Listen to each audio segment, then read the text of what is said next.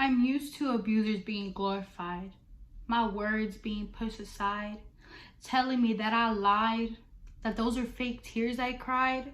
Because apparently having money gives you a slide on who can touch my thighs, up my skirt, so now I hide each inch of skin.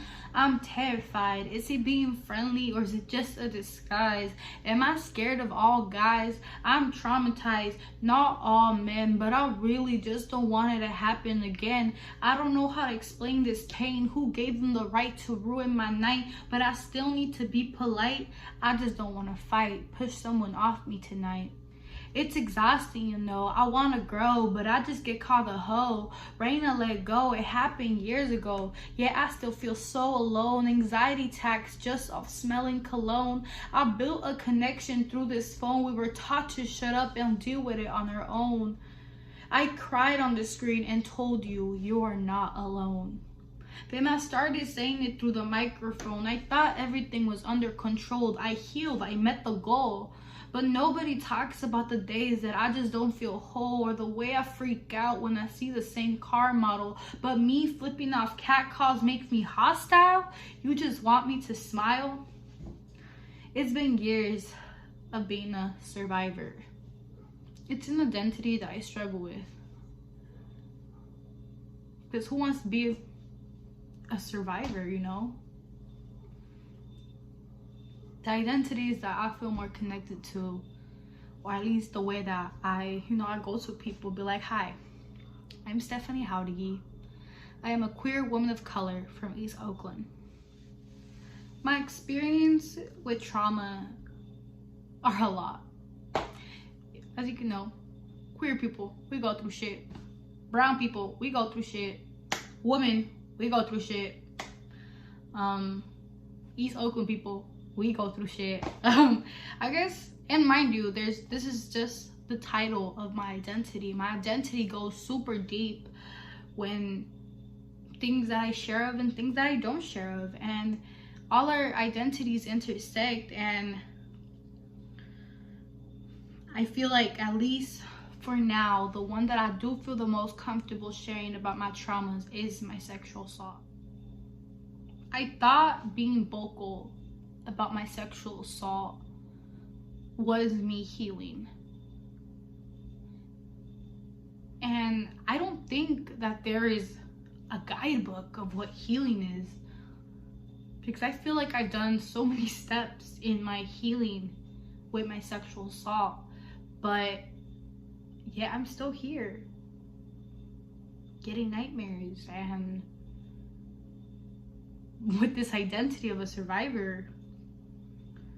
I know that I'm still in the process, but I personally feel like this process is forever. Especially when, like I say in my poem, that I still have fear, and this fear is real. Like, I know that my community has been a big part of my healing process because of knowledge, because of access. A biggest aspect for me is definitely knowledge, and I have always put that in such a big perspective in all the things I do, because knowledge is what even told me that healing is a real reality. We were taught to shut up and to not talk about sexual assault, and that it happened years ago, let it go, it happened, get over it. But no,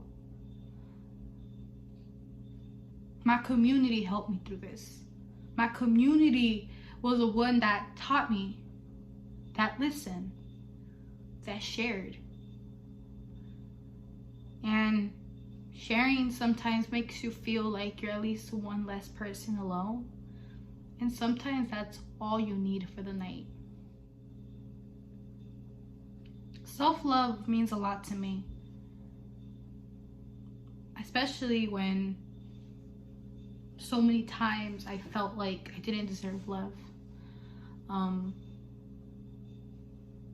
because I've experienced sexual assault many different times in my lifetime, and it just kind of feels like, why do I not have this power? Why did my no not matter? Why did my tears not matter?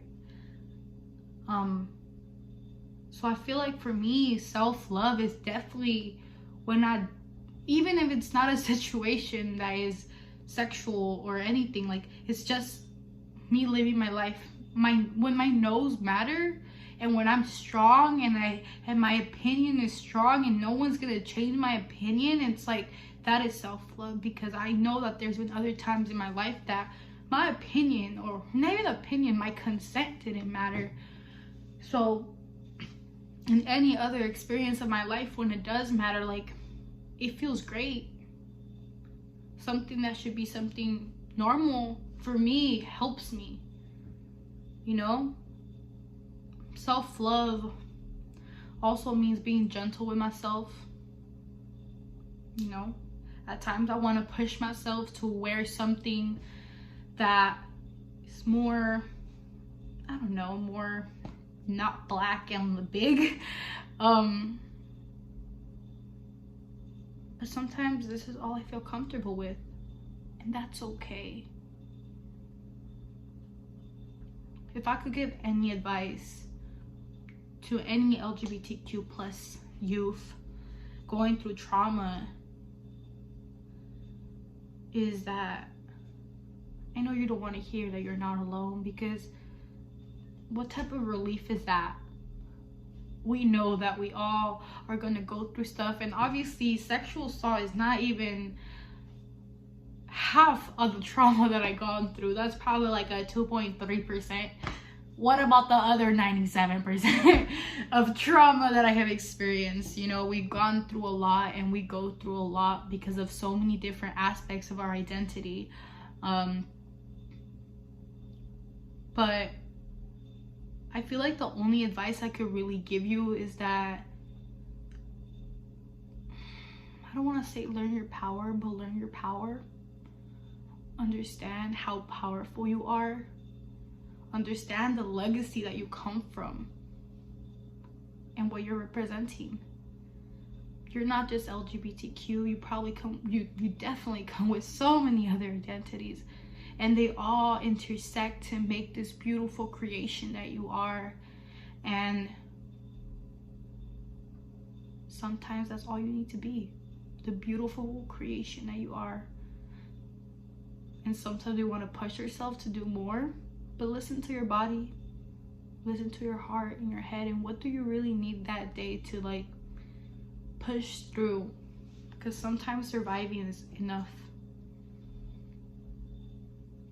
We all go through stuff. This world is cruel, but we got each other. We got community. We got different people that have experienced different things that can definitely help you out to heal your own traumas. And I really do hope that you find someone that is there and that just walks with you through your path of healing, because no one's gonna heal for you. There's not a timeline on when to heal. There's not a path. It's all just gonna happen. And we do have work to do. We have a lot of things that we need to understand. Healing for me really has been the idea of understanding something different.